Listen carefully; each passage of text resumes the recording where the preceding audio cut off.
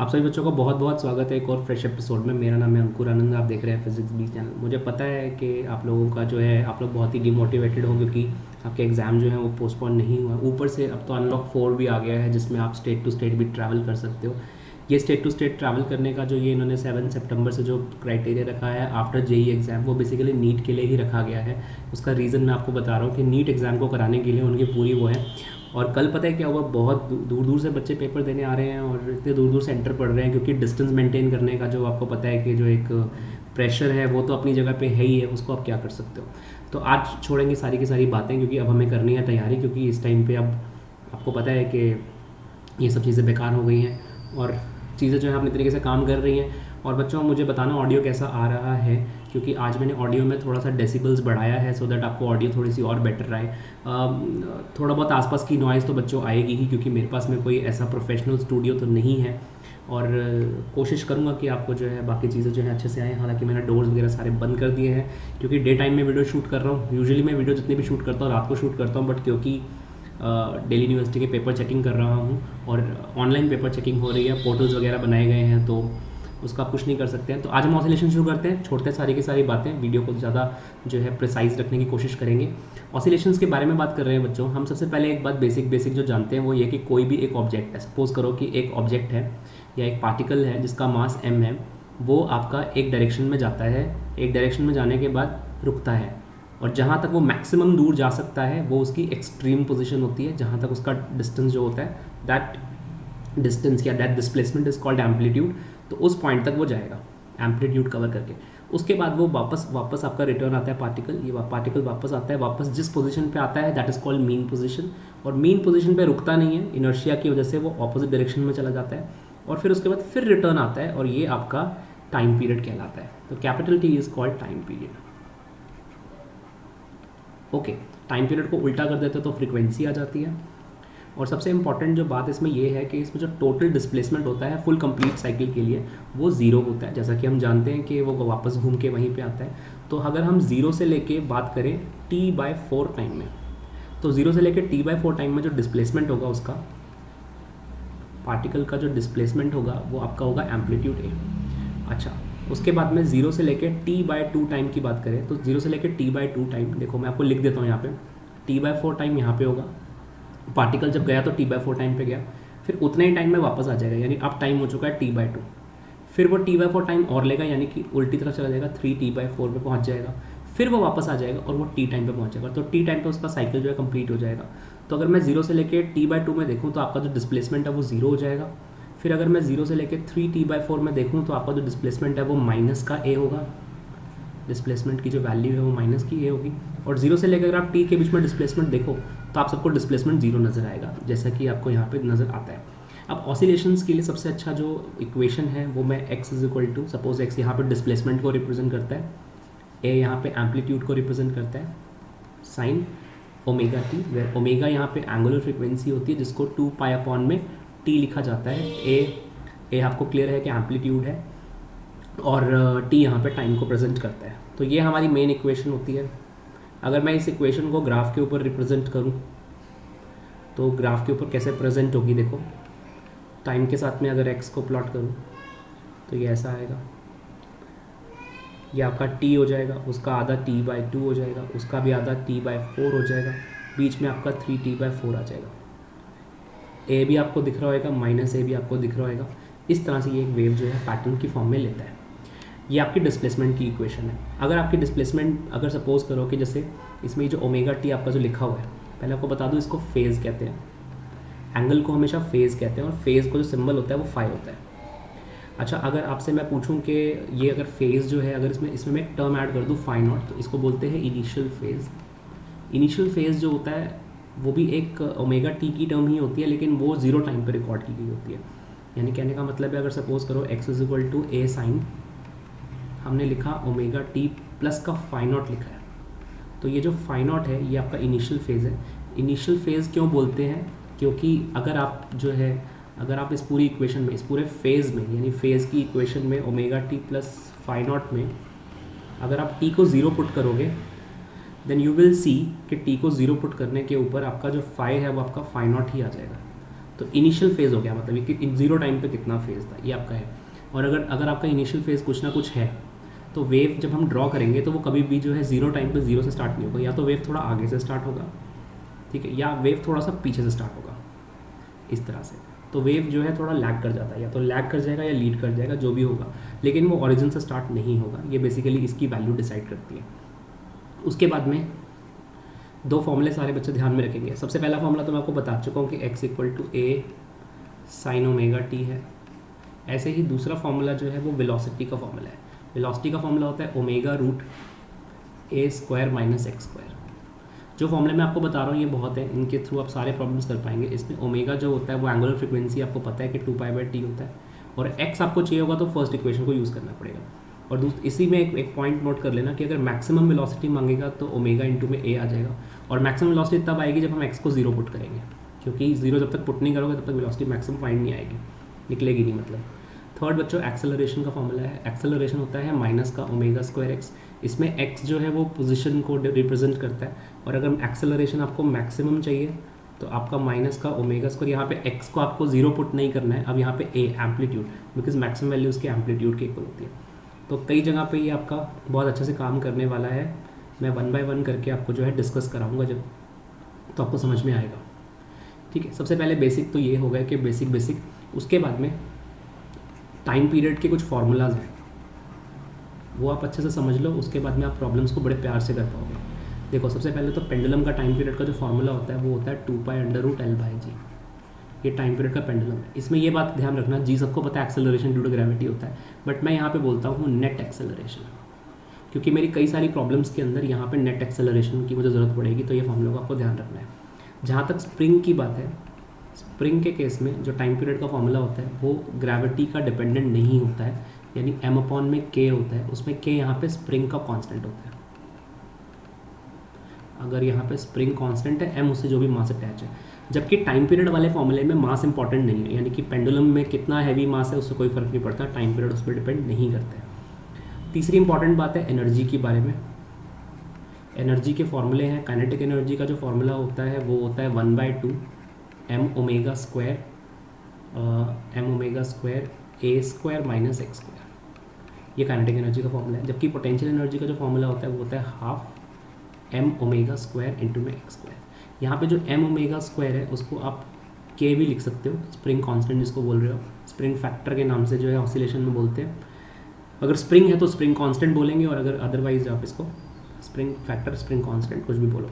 Total energy जो है वो इन दोनों को ऐड करके आएगी, जो कि होती है half m omega square a square, जो कि एक कांस्टेंट टर्म होती है, ठीक है। और सबसे जो इम्पॉर्टेंट है वो है एवरेज काइनेटिक एनर्जी का फॉर्मूला, जो कि 1/4 ऑफ टोटल एनर्जी होता है, मतलब 1/4 ऑफ ये जो m omega square a square है, नॉट टोटल एनर्जी का आधा होता है, और पोटेंशियल एनर्जी का एवरेज भी इतना ही होता है, ठीक है। ये कुछ फार्मूलाज हैं जिनको अगर आपको ये सारे फार्मूलाज अगर आपको क्लियर है तो हम प्रॉब्लम्स को बड़े आराम से हैंडल कर सकते हैं। 1 बाय 1 करके बात करते हैं। सबसे पहले फर्स्ट क्वेश्चन से शुरू करते हैं। सपोज़ करो कि फर्स्ट क्वेश्चन जो है मेरे पास जो आया हुआ है वो ये है कि इसने पूछा है कितना डिस्टेंस ट्रैवल होगा। मैं क्वेश्चन एक बार बोल रहा हूँ, सुनते जाना। Distance travelled by the particle to perform SHM during the time interval equal to its time period. यानी कि अगर मान लीजिए टाइम दिया है टाइम पीरियड के इक्वल, तो कितना डिस्टेंस कवर करेगा। देखिए अगर एक पार्टिकल कोई भी एक पार्टिकल है, वो अगर सपोज़ करो कि आपका जाएगा एक पॉइंट तक, इसको ए की जगह हम कुछ नाम दे देते हैं, पार्टिकल को नाम कोई पी पार्टिकल दे देते हैं। पी पार्टिकल पहले ए से जाएगा, एक्सट्रीम पोजीशन तक जाएगा, ठीक है, तो ए डिस्टेंस कवर करेगा, फिर वापस जाके उल्टी तरफ जाएगा, तो फिर 2a डिस्टेंस कवर करेगा, और फिर वापस आएगा, तो टोटल डिस्टेंस जो कवर करेगा वो 4a कवर करेगा। तो एक पूरे ऑसिलेशन में जो पार्टिकल डिस्टेंस कवर करता है वो 4a डिस्टेंस कवर करता है, और जो डिस्प्लेसमेंट होता है वो बिल्कुल ज़ीरो होता है। दूसरा क्वेश्चन मेरा ये है कि x इक्वल टू आपको दिया हुआ है suppose 3 sin πt plus 4 cos πt, ये दिया हुआ है, और मैं आपसे पूछ रहा हूँ कि मेरे को इस इक्वेशन का एम्पलीट्यूड बताओ और मुझे इसका इनिशियल फेज बताओ, ये दो चीज़ें बताओ। तो ऐसी इक्वेशन जहाँ पे x equal to 3 sin πt लिखा हुआ है, 4 cos πt लिखा हुआ है, देखो अगर x इक्वल टू लिखा होता a sin ओमेगा t, ये फॉर्मेट होता तो मैं समझ जाता कि, मान लो एग्जाम्पल दे रहा हूँ मैं आप बच्चों को, सपोज इक्वेशन जो मैं आपको सर्कल कर रहा हूँ सिर्फ यही इक्वेशन होती, ओनली ये इक्वेशन होती, तो आप सबको पता है 3 यहाँ पे एम्पलीट्यूड हो जाता। लेकिन यहाँ पे 3 sin omega t plus 4 cos omega T ये फॉर्मेट है। तो एम्पलीट्यूड निकालने का फॉर्मूला नोट कर लो सारे बच्चे। एम्पलीट्यूड का फॉर्मूला होता है a² + b²। इसमें जो a है मैं इस 3 को बोल रहा हूँ और जो b है मैं इस 4 को बोल रहा हूँ। तो आप बच्चों को समझ में आ गया, 3 का स्क्वायर प्लस 4 का स्क्वायर 5 लिख दो। और एक फॉर्मूला और नोट कर लो tan phi का। tan phi का क्या फॉर्मूला होता है, देखो जो cos के साथ में b लिखा हुआ है उसको डिवाइड करना है a से, यानी जो cos वाले का cos के साथ में जो एम्पलीट्यूड होगा वो वाला एम्पलीट्यूड और साइन के साथ जो एम्पलीट्यूड है उसे डिवाइड करना है, यानी कहने का मतलब है 4/3। और ये फाई नॉट है, तो आप सबको पता है tan 4/3 कब होता है, 53 डिग्री पे। तो इसका मतलब ये हुआ जो आपके सामने जो इक्वेशन लिखी हुई है ना x = 3 sin pi t + 4 cos pi t, आप उसको रिड्यूस भी कर सकते हो। अब आप उसको 5 sin pi t + 53 डिग्री आप इसको ऐसे लिख सकते हो। कॉम्पैक्ट हो गई अब ये इक्वेशन। अब इस इक्वेशन का लिखने का फ़ायदा क्या होता है, अब आपको एम्पलीट्यूड 5 दिख रहा है। अब मैं आपसे पूछ लूँ, मान लो आगे चल के कि इसकी वेलोसिटी बताओ, तो वेलोसिटी का फॉर्मूला होता है ओमेगा रूट a² - x² होता है। तो ओमेगा जो होता है आपका देखो कहाँ पे है, ओमेगा आपका जो है पाई हो गया, तो अब यहाँ पे पाई लिख दो, अंडर रूट एम्पलीट्यूड आपका 5 हो गया और x आपके सामने है। मैं आपसे कहूँ कि मान लो मुझे बताओ कि कुछ भी मैं आपसे मांग सकता हूँ, सपोज़ मैं आपसे बोलूँ कि मुझे t = 0 पे बताओ वेलोसिटी बताओ, ठीक है, t = 0 पे वेलोसिटी बताओ। तो अब 0 टाइम डालोगे तो आपकी इक्वेशन क्या बन जाएगी, 5 sin 53 डिग्री बन जाएगी। तो ये sin 53 डिग्री है। अब sin 53 डिग्री बड़ा सिंपल है, आपको पता है 53 डिग्री है, ये 4 है, ये 3 है, ये 5 है। sin 53 डिग्री कितना होगा, 3/5। तो यहाँ पे आपकी वैल्यू 3/5 है, 5 × में 3/5। हालांकि 3 आ रहा है और 3 का स्क्वायर करोगे तो आपका आंसर जो है सॉल्व हो जाएगा, ठीक है। ये आपका हो गया 25 - 9 16। तो ये 4π आपका मीटर/सेकंड या सेंटीमीटर/सेकंड जो भी यूनिट होगी उसमें कैलकुलेट हो जाएगा। तरीका यही रहता है निकालने का। आप चाहो तो डायरेक्ट भी पुट कर सकते हो ऊपर वाली इक्वेशन में, हालांकि उसमें आप डायरेक्ट पुट करते तो भी आपका फाइंड हो ही जाता। तो मेरे को लगता है कि आप बच्चों को जो है समझ में आ गया होगा यहाँ पे क्या फॉर्मेट है। इसमें एक मिनट, इसमें कुछ ना मैंने कुछ ना कुछ कैलकुलेशन मिस्टेक तो नहीं किया, एक बार चेक कर लेना। हालांकि मुझे लग रहा है कि मैंने ठीक किया है, ठीक है। उसके बाद में हाँ, अगला जो प्रॉब्लम है वो है एक छोटा सा प्रॉब्लम है। देखो एक ना मेरे पास में एक लिफ्ट है, ठीक है, मेरे पास में एक लिफ्ट है, उस लिफ्ट के अंदर एक पेंडुलम है और ये लिफ्ट जो है वो सपोज़ करो कि नीचे की तरफ जा रही है, एक्सेलरेशन है g/3। अब अगर एक लिफ्ट नीचे की तरफ जा रही है g/3 एक्सेलरेशन से, लेंथ इस पेंडुलम की l है, तो इसका टाइम पीरियड का फॉर्मूला क्या होगा। ऐसे क्वेश्चन जो है हमें क्लियर होने चाहिए। टाइम पीरियड का फॉर्मूला होता है 2π√L/g। लेकिन मैंने कहा था यहाँ पे g मैं e लिख रहा हूँ छोटा सा, यहाँ पे GE मेरा इफेक्टिव एक्सेलरेशन है। और जब भी हमारा कोई फ्रेम नीचे की तरफ जाता है, एक्सेलरेटेड फ्रेम होता है, तो देखो g - a, मैं आपको पहले बता चुका हूँ, अगर आपने मेरे पुराने वाले वीडियोस देखे हैं तो g - a नीचे की तरफ जाते टाइम होता है, तो g - g/3 के हिसाब से आपका 2g/3 आ जाएगा। तो बस ये पुट करना है and that will be your answer. तो L/2g/3, ये 3 आपको ऊपर चला जाएगा और एडजस्ट हो जाएगा। एक और प्रॉब्लम देखो, एक प्रॉब्लम एंट्रेंस में ही आया हुआ था। क्या क्वेश्चन था, मैं कल देख रहा था जेई नीट का क्वेश्चन, जेई का JEE का, हाँ JEE का क्वेश्चन था। उसमें एक बस जो है फॉरवर्ड डायरेक्शन में एक्सेलरेट कर रही थी 5 मीटर/सेकंड² से, और उसके अंदर हिंग किया हुआ था, एक बीच में हैंग किया हुआ था एक पेंडुलम, और उसका जो टाइम पीरियड था वो निकालना था। तो अब मेरे हिसाब से आप ध्यान से देखो, पेंडुलम है जैसे फॉर एग्जांपल, अब क्या होता है भाई, पेंडुलम जो होता है उसमें तो ग्रेविटी नीचे लगती है ना, और एक्सेलरेट वो सामने की तरफ कर रहा है, एक्सेलरेट सामने की तरफ कर रहा है। अब 2 एक्सेलरेशन है 90 डिग्री पे लग रहे हैं, तो अगर 90 डिग्री पे लग रहे हैं तो इफेक्टिव एक्सेलरेशन जो होगा वो राइट एंगल से लगाएंगे, यानी g² + a² के अकॉर्डिंग लगाएंगे, और इस तरीके से हम लोग सॉल्व कर देंगे। और जो भी आपका एक्सेलरेशन आएगा वो टाइम पीरियड के फॉर्मूले में एडजस्ट हो जाएगा। ये 2πL/में g यहाँ पे इफेक्टिवली जो है वो इंसर्ट होगा, और वो उसकी वैल्यू जो भी होगी, फॉर एग्जाम्पल अगर मैं यहाँ पे आपको डाल के भी दिखाऊँ तो L/में √g² + a², इस तरह से ये कैलकुलेट हो जाएगा। ऐसे कई सारे प्रॉब्लम्स जो है हम लोग आराम से कर सकते हैं। मैं आपको एक छोटा सा एग्जांपल एक और देता हूँ। आपने इलेक्ट्रोस्टैटिक्स में कैपेसिटर्स पढ़ा होगा, उनमें आपने पढ़ा होगा कि अगर एक प्लेट नेगेटिवली चार्ज है, एक प्लेट अगर पॉजिटिवली चार्ज है, और बीच में अगर कोई एक पेंडुलम है, अगर वो स्विंग कर रहा है, और सपोज पेंडुलम के ऊपर कोई चार्ज की हुआ और पेंडुलम को कोई मास m है, ठीक है, और इलेक्ट्रिक फील्ड आपको पता है पॉजिटिव से नेगेटिव जाती है। ये सब मैं आपको प्रेजेंटली मैं सिनेरियो में दे रहा हूँ। इसमें सिग्मा इनकी सरफेस चार्ज डेंसिटी है। आपको मुझे ये बताना है कि इसका टाइम पीरियड ऑफ ऑसिलेशन क्या होगा। तो अगर आपको ऐसे का टाइम पीरियड ऑफ ऑसिलेशन निकालना है तो फॉर्मूला होता है 2π√L में इफेक्टिव एक्सेलरेशन। अब ये एक्सेलरेशन इफेक्टिवली कैसे निकाली जाए उसके ऊपर हम लोगों को काम करना था। तो आप देखो ध्यान से, सबसे पहले पेंडुलम जो है पॉजिटिवली चार्ज है, ठीक है, जो बॉब है उसका, और उस पर जो फोर्स लगेगा, इलेक्ट्रोस्टैटिक जो फोर्स लगेगा वो लगेगा जो भी चार्ज उस पर प्रेजेंट है इनटू में इलेक्ट्रिक फील्ड। अब इलेक्ट्रिक फील्ड तो नीचे की तरफ जा रहा है, और पॉजिटिव चार्ज हमेशा इलेक्ट्रिक फील्ड कहाँ एक्सपीरियंस करता है, डायग्राम में देखो आपको समझ में आ जाएगा। पॉजिटिव चार्ज का पेंडुलम स्विंग कर रहा है, उस पर देखो mg ने तो नीचे लगना ही लगना है, ऊपर से जो है वो QE भी नीचे लग रहा है। तो समझ में आ रहा है कि आपका mg ने तो लगना ही लगना है, ऊपर से ये भी लग रहा है। अब ये जो f है, यहाँ से मैं f इक्वल टू लिखूंगा ma, लिख लोगे QE प्लस mg, तो जो एक्सेलरेशन आ जाएगा वो हो जाएगा QE/m प्लस में g। अब ये जो एक्सेलरेशन है ये नेट एक्सेलरेशन है, ये मेरा एक तरह से GE है, नेट एक्सेलरेशन, वो मेरा यहाँ पे पुट हो जाएगा, and that will be your time period का फॉर्मूला। इस तरह से फाइंड कर सकते हैं। बहुत सारे क्वेश्चंस बनाए जा सकते हैं। एक क्वेश्चन ये भी बनाया जा सकता है कि अगर यहाँ पे मान लीजिए प्लस सिग्मा की एक प्लेट है, माइनस सिग्मा की एक प्लेट है, बीच में एक पेंडुलम स्विंग कराना चाहते हो, और इसका टाइम पीरियड ऑफ ऑसिलेशन क्या होगा। और कई बार ऑप्शंस में ना सिग्मा की टर्म्स में आंसर होता है, तो आपको पहले तो पता होना चाहिए इलेक्ट्रिक फील्ड दो प्लेट्स के बीच में सिग्मा बाय एप्सिलॉन नॉट होती है, दो प्लेट्स के बीच में, एक प्लेट की सिग्मा बाय 2 एप्सिलॉन नॉट होती है, और ये जो आपका इलेक्ट्रिक फील्ड है यहाँ पे पुट किया जा सकता है अगर इस तरह से ऑप्शन आए तो मैं आपको जो है टाइम पीरियड के फॉर्मूले में थोड़ा बता रहा हूँ, 2π√L/g करके जाएंगे, और g यहाँ पे इफेक्टिव होगा। तरीका फिर से वही है, ध्यान से देखो, ग्रेविटी यहाँ पे नीचे की तरफ लगेगी, ग्रेविटी यहाँ पे नीचे की तरफ लगेगी, और एक्सेलरेशन लगेगा राइट साइड पे, क्योंकि फोर्स जो है राइट पे लगेगा, क्योंकि अगर ये पॉजिटिव चार्ज है तो हाँ, चार्ज मेरे को आपको देना पड़ेगा। तो अब यहाँ पे देखो mg जो है नीचे लग रहा है, फोर्स आपका राइट में लग रहा है, तो आप क्या करोगे, इनका रिजल्टेंट निकालना पड़ेगा, 90 डिग्री पे है तो रिजल्टेंट निकालना पड़ेगा ma वाले फॉर्मूले से। तो यहाँ से आपका जो एक्सेलरेशन आएगा वो नेट एक्सेलरेशन होगा, वो यहाँ पे पुट हो जाएगा। और f की जगह पे आपको पता है कि f की जगह पे QE लिखेंगे, और E की जगह पे सिग्मा बाय एप्सिलॉन नॉट डाल देंगे। तो इस तरह के सब्सटीट्यूशंस करके आप ऐसे बेसिक से पेंडुलम वाले प्रॉब्लम्स को आप जो है आराम से हैंडल कर सकते हो। ये मेरा कहने का आपको मतलब था, ठीक है। उसके बाद में मैं आपको थोड़ा सा स्प्रिंग्स के बारे में बता दूँ।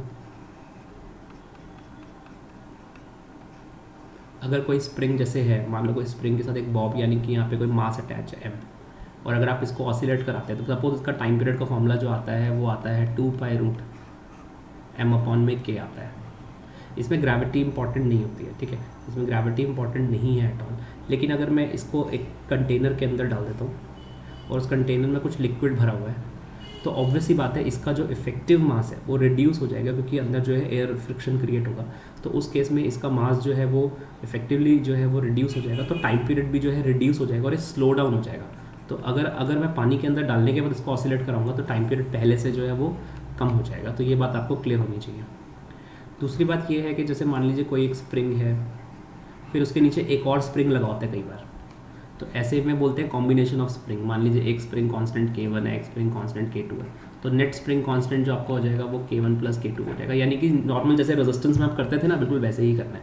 ऐसे ही अगर मान लो मेरे पास में दो यहाँ पे स्प्रिंग्स लगे हुए हैं और मैं उनको जो है ऐसे कनेक्ट कर देता हूँ, तो ये जो है यहाँ पे देखो दो स्प्रिंग है K1 और K2, एक मास से अटैच हो रहे हैं M से, तो ये पैरेलल कॉम्बिनेशन है। और इसमें जो फॉर्मूला लगता है वो लगता है 1/k = 1/k1 + 1/k2, ठीक है। इसके लिए और इसके लिए फॉर्मूले दोनों के लिए क्लियर होने चाहिए। आप कन्फ्यूजन क्या क्रिएट कर सकता हूँ मैं, कन्फ्यूजन में ये क्रिएट कर सकता हूँ कि आपको एक स्प्रिंग दे दूँगा, एक मास दे दूँगा, एक स्प्रिंग दे दूँगा। अब मैं आपसे कहूँगा यार दोनों के स्प्रिंग कांस्टेंट K है, मास M, इसका टाइम पीरियड क्या होगा। अब आपको ये लग रहा होगा कि सीरीज़ में है, लेकिन एक्चुअली दोनों स्प्रिंग एक ही मास से अटैच है। देखो सीरीज़ में आप देखो सारे बच्चे डायग्राम में, जो फर्स्ट वाला डायग्राम है सीरीज़ वाला उसको देखो आप, उसमें K1 वाला स्प्रिंग नीचे वाले मास से अटैच नहीं है, बल्कि K2 वाला स्प्रिंग है। ये एक रेलगाड़ी की तरह है ना, ट्रेन की तरह है, 1 के बाद 1 आएगा, फिर उसके बाद में ब्लॉक आएगा। जबकि ये वाले फिगर में आप देखो कि दोनों स्प्रिंग डायरेक्ट मास से अटैच हो रहे हैं, और ऊपर पैरेलल वाले फिगर में देखो दोनों स्प्रिंग डायरेक्ट मास से अटैच हो रहे हैं। फिगर नंबर 2 को आप देखो, दोनों स्प्रिंग डायरेक्ट मास से अटैच हो रहे हैं। तो this combination is a parallel combination, ठीक है। तो पैरेलल कॉम्बिनेशन का फॉर्मूले में पैरेलल कॉम्बिनेशन के फॉर्मूले को लगाओ और सॉल्व कर दो, इस तरीके से सॉल्व हो जाएगा, ठीक है। तो ये फॉर्मूले जो आपके आराम से हैंडल हो जाएंगे। ओके, नाउ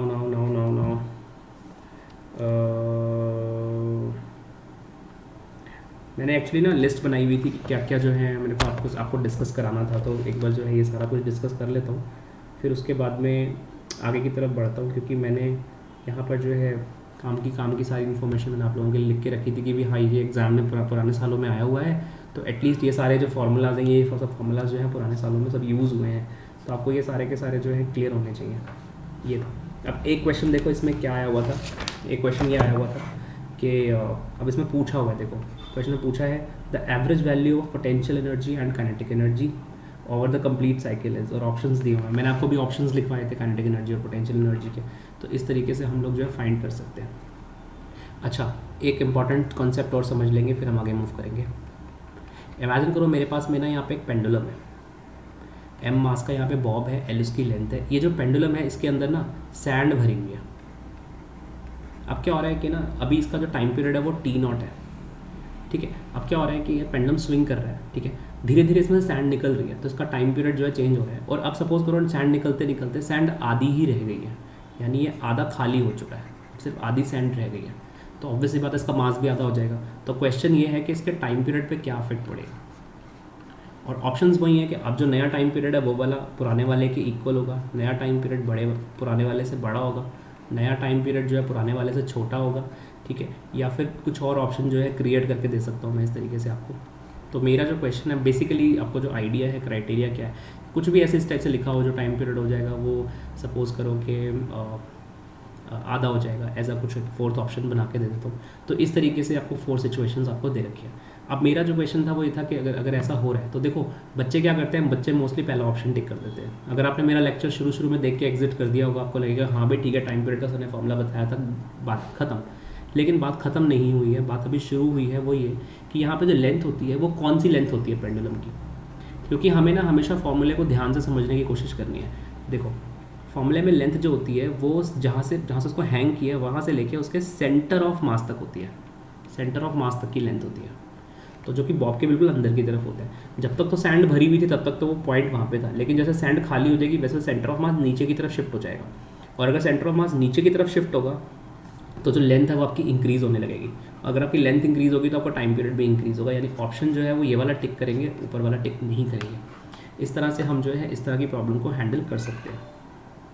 अगला जो प्रॉब्लम है बच्चों वो ये है कि मान लो एक मेरे पास में एक पेंडुलम है, उसके लिए एक मेटल की वायर यूज़ की गई है, और इस मेटल वायर को एक पेंडुलम बॉब से हैंग किया गया। नाउ इमेजिन करो कि इस वायर का जो टेम्परेचर है वो θ0 है, और इस वायर की जो लेंथ है वो L0 है, और इसका जो टाइम पीरियड है वो T0 है। तो टाइम पीरियड का फॉर्मूला होगा 2π√L0/g। θ0 इनिशियल टेम्परेचर है। अब क्या हुआ, मेटल की वायर है, इस मेटल वायर का जो अल्फ़ा है वो सपोज थर्मल कोफिशिएंट जिसको बोलते हैं, इसको बोलते हैं coefficient of linear expansion, coefficient of linear expansion कहते हैं। और सपोज करो ये coefficient of linear expansion suppose करो कि अच्छा चलो मतलब ये दे रखा है आपको, ठीक है, ये आपको सब ये दे रखा है। अगला वाला वीडियो ना अभी अगला वाला वेव्स के ऊपर आएगा, उससे अगला वाला थर्मल के ऊपर आएगा, तो थर्मल वाले वीडियो में अल्फा बीटा गामा कोफिशिएंट्स के बारे में डिटेल में बात करूंगा। अभी सिर्फ मैं फॉर्मूला बता रहा हूँ कि जो लेंथ होती है किसी वायर की टेम्परेचर बढ़ने से वो हो जाती है L0 (1 + अल्फा टेम्परेचर चेंज। मान लो कि वायर का जो टेम्परेचर है वो बदल के, पहले जो टेम्परेचर था वो θ0 था, अब टेम्परेचर थीटा हो गया टेम्परेचर, तो आपको लिखना पड़ेगा final temperature minus initial temperature, ये आपकी न्यू लेंथ हो जाएगी। तो नया जो टाइम पीरियड का फॉर्मूला हो जाएगा वो हो जाएगा 2π√L/g, वेर L की वैल्यू ऊपर लिखी हुई है। ना टेक्निकली समझने की कोशिश करना कि जो टाइम पीरियड का फॉर्मूला है 2π√L/g, L जो है ना यहाँ पे L0 (1 + अल्फा डेल्टा थीटा लिख लेते हैं टेम्परेचर चेंज को, ठीक है, ये तो थीटा माइनस θ0 है, इसको हम डेल्टा थीटा लिख लेते हैं, अपॉन में g हमारा हो गया। ये हमारा सेकंड वाला फॉर्मूला हो गया, और फर्स्ट वाला फॉर्मूला मैंने ऊपर लिखा हुआ है। अब मैं अगर दोनों फॉर्मूला को डिवाइड कर दूँ, t और t0 को डिवाइड कर दूँ, तो आपको समझ में आ जाएगा कि देखो 2π से 2π कट रहा है, सारा कुछ कॉमन है, कट रहा है, सिर्फ 1 + अल्फा डेल्टा थीटा बचेगा, वो भी रूट के अंदर। अब इसमें ये जो अल्फा होता है ये बहुत छोटा होता है, this is very very small, t/t0, तो ये आपका बनेगा 1 + अल्फा डेल्टा थीटा की पावर हाफ। तो t/t0 जो आपका आएगा वो आएगा 1 + अल्फा डेल्टा θ/2। इसमें बाइनोमियल थ्योरम लगा के हमने हाफ को आगे कर लिया। कैसे आगे किया अगर किसी को नहीं पता तो यहाँ साइड में लिख रहा हूँ मैं, पता है हर वो चीज़ जो है ना बता रहा हूँ अपने तरीके से, अपने तरफ से, जो मेरे को लगता है कि आपको नहीं पता होगी, तो मैं अपने से बताने की कोशिश कर रहा हूँ। अच्छा, अब अगर आप ये जो फॉर्मूला है यानी कि इसके फॉर्मूले की हेल्प से आप पता लगा सकते हैं कि नया वाला टेम्परेचर पुराने वाले टेम्परेचर पर कैसे डिपेंड करेगा। ऐसा कोई फार्मूला कहीं किसी बुक में लिखा हुआ तो नहीं है, लेकिन ये फार्मूला हमें क्लियर होना चाहिए, क्योंकि हो सकता है इसमें कोई न्यूमेरिकल या ये एक्सप्रेशन इटसेल्फ किसी ऑप्शन में आपको दिख जाए, तो ये हमें थोड़ा सा क्लियर होना चाहिए इसके ऊपर बेस्ड प्रॉब्लम्स के ऊपर। टेम्परेचर डिपेंडेंसी हमें लोगों को जो है दिखनी चाहिए। अच्छा, मैंने आप लोगों को जो है क्या क्या टॉपिक्स कवर कर लिया है। पेंडुलम मैंने आपको कवर कर लिया। एक बार ऊपर चलते हैं हम, ज़रा एक बार मेन स्क्रीन पे चलते हैं। हमने स्टार्टिंग से एक बार देखते हैं, हमने सारे टॉपिक टच किए हैं। हाँ, तो हमने एक्स की इक्वेशन के ऊपर हमने सारा कुछ देख लिया है। ये हमने देख लिया, वेलोसिटी, एक्सेलरेशन, टाइम पीरियड भी हम लोगों ने देख लिया है, स्प्रिंग का भी देख लिया। एनर्जी के ऊपर थोड़ा सा एक दो अच्छे प्रॉब्लम्स देख लेते हैं। क्या पता आपके एग्ज़ाम में जो 2 दिन में होने वाला है, क्या पता उसमें यूज़ हो जाए। मैं पेपर्स डिस्कस कराने वाला हूँ, ठीक है। जैसे जैसे पेपर होते जाएंगे वैसे वैसे डिस्कस कराता जाऊँगा। जिस बच्चे का पहले पेपर हो, मुझे प्लीज़ अपना जो क्वेश्चंस हैं वो ईमेल कर देना। आपको मेल पे जो है पूरा आपकी आंसर शीट आएगी, तो मुझे अगर आप करोगे अपने क्वेश्चन पेपर को तो मैं डेफिनेटली से उनको डिस्कस कर पाऊँगा। और आगे मूव करते हैं, कोशिश करेंगे लाइव करने की, अगर हो पाया तो, नहीं तो रिकॉर्ड करके मैं स्पॉट शो डाल दूँगा। अच्छा, एनर्जी के ऊपर बात कर रहे थे। उसने भी हमसे पूछा कि काइनेटिक एनर्जी और पोटेंशियल एनर्जी किस टाइम पे इक्वल होती है पेंडुलम में, यहाँ ऑसिलेटिंग सिस्टम में किसी में भी, ठीक है। काइनेटिक एनर्जी पोटेंशियल एनर्जी के इक्वल कब होती है? तो काइनेटिक एनर्जी का फॉर्मूला मैंने आपको बताया था, half m omega square a square minus x square, और पोटेंशियल एनर्जी का फॉर्मूला था half m omega square x square. तो आप a square minus x square लिख सकते हो, ए स्क्वायर को आप 2x स्क्वायर लिख सकते हो, और x को आप a/√2 लिख सकते हो। तो ये वो पोजीशन है जहाँ पे काइनेटिक एनर्जी और पोटेंशियल एनर्जी हमेशा इक्वल होती है। और आप सबको पता है कि x इक्वल टू फॉर्मूला होता है a sin ओमेगा t। तो अगर आप x की जगह a/√2 पुट करोगे तो a sin ओमेगा t डाल के आप यहाँ से a से काट के 1/√2 साइन होता है 45 डिग्री पे, यानी कि 45 डिग्री मतलब π/4 is equal to omega t। तो ऐसा कौन सा टाइम है जहाँ पे दोनों की एनर्जी जो है वो इक्वल होगी? वो ये है। और ओमेगा की वैल्यू जो होती है वो 2π/t होती है। पुट करने के ऊपर आप देखो क्या मिल जाता है आपको, t शायद से 8 मिल जाएगा। इस तरह से बच्चों ये सब बेसिक प्रॉब्लम्स को हम जो है अटैम्प्ट कर सकते हैं। मुझे पूरी उम्मीद आपको जो वीडियो है यूज़फुल लगा होगा, समझ में आया होगा। हालांकि मुझे पता है अब दिन का टाइम है और डिस्टर्बेंस बहुत ज़्यादा है, मेरे बच्चे भी अब इस टाइम पे अवेक हैं। और कोशिश करी मैंने अपनी तरफ से, क्योंकि मैं शायद से पिछले कुछ दिन से वीडियो नहीं डाल पा रहा था, क्योंकि रीज़न मैंने को बताया कि DU के पेपर चेकिंग के ऊपर पूरा बहुत बड़ा प्रेशर मेरे पे भी है। और कोशिश करता हूँ नॉलेज को, इन्फॉर्मेशन तक आप तक जो है फ्री में पहुँचाने की जितनी मेरे से हो पाती है। और कोशिश ये भी रहेगी कि 14 वीडियोस का जो है नीट से पहले सारी की सारी अपलोड कर दूँ। हालांकि JEE के लिए बच्चों के लिए ये है कि मैंने मोस्टली मैकेनिक्स वाला पार्ट जो है कवर करने की कोशिश करी है। और अब छोटे छोटे टॉपिक्स जो है जो थोड़ी कम वेटेज वाले हैं वो अब जो है नीट के लिए मैं अपलोड करूँगा। लेकिन डेफिनेटली से वो भी आप उनको करो, क्योंकि एक एक क्वेश्चन जो है, एक एक नंबर जो है आपका रैंक को जो है आपको बहुत थाउजेंड्स में आपको रैंक को जो है शिफ्ट कर देता है। तो मुझे लगता है कि आपको शायद से चीज़ें काम करेंगी, ठीक है। और बाकी अपनी मेहनत करते रहो, पढ़ते रहो, प्रॉब्लम्स को ज़रूर करो, ठीक है। मैं आपके क्या कहते हैं इस डिस्क्रिप्शन में जो है आपके नोट्स डाल रहा हूँ सारे के सारे, अभी तक जितने मैंने आपके लेक्चर्स लिए हैं सबके PDFs डाल रहा हूँ। आप थोड़ा सा उनको देख लेना, डाउनलोड कर लेना, बाकियों को शेयर कर सकते हो। बच्चों, शेयर करने से आपका कुछ नहीं बिगड़ेगा। सामने वाले बंदे का जो होता है ना, सामने वाले पर्सन का जो है मोटिवेशन बढ़ जाता है जब आपको व्यूज़ देखने को मिलते हैं। बच्चे मेरे को एक बच्चे ने मुझे फ़ोन करके बोला कि सर मेरे को किसी ने रेकमेंड किया आपका चैनल, तो मुझे देखने के बाद ये रियलाइज़ हुआ कि आप बहुत अच्छे से आप जो है ये कर रहे हो। हालांकि मेरे पास और आपके पास दोनों के पास समय का इस टाइम पे अभाव है, कमी है या थी, जिसकी वजह से हम लोग शायद से इतना अच्छे से कंटेंट नहीं डाल पाए। लेकिन मोस्ट प्रोबेबली मुझे उम्मीद है कि आने वाले समय में हम जो है अपलोड करेंगे। और मुझे ऐसा भी पता है, मैं चाहता हूँ भगवान करे कि सब बच्चों का जो है एडमिशन हो ही जाए, लेकिन ये भी हम जानते हैं कि सबका नहीं हो पाता है। तो कोशिश करेंगे कि हम इसको जो है इस सीरीज़ को कंटिन्यू रखें अगले साल के लिए भी, क्योंकि अभी जनवरी में फिर से एग्ज़ाम होने वाला है। मेरा ये सजेशन है, अगर आपको एक अच्छा कॉलेज नहीं मिलता है अभी, तो आप 4 या 5 महीने वेट करो और दोबारा से IIT के लिए go जाओ, क्योंकि 4-5 महीने में आपको एक अच्छी जो है आपको एक वो मिल सकती है, एक अच्छी सीट मिल सकती है, और इतना से बहुत ज़्यादा कोई फ़र्क पड़ने वाला है नहीं। Thank you very much for watching this video. अगला वीडियो जो आने वाला है वो मोस्ट प्रोबेबली शायद से 6 या 7 घंटे बाद ही रिलीज़ हो जाएगा। दैट इज़ वेव्स के ऊपर होगा। और बाय।